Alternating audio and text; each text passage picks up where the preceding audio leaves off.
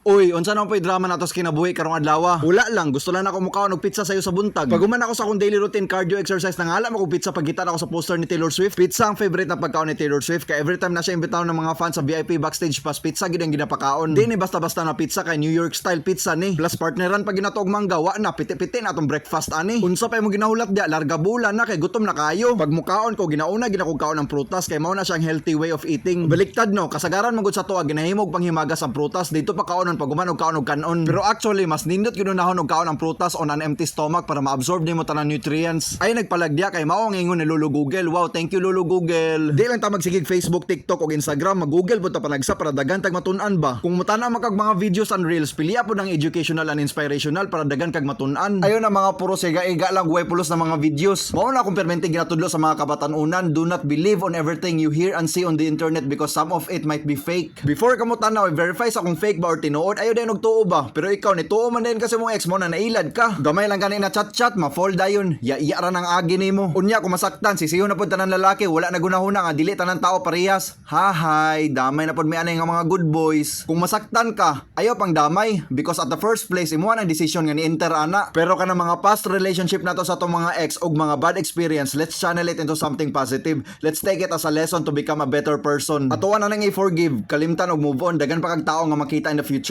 Permente man na ikaisa ra ta mabuhi diri sa kalibutan. So ayaw i-waste imong kinabuhi nga sigig dumot. So go out there and live your life, be happy and be loved again. Don't focus on vengeance because vengeance is not the path to glory. Let vengeance be on the hands of the Creator. Let bygones be bygones. There's nothing more wonderful than a peace of mind.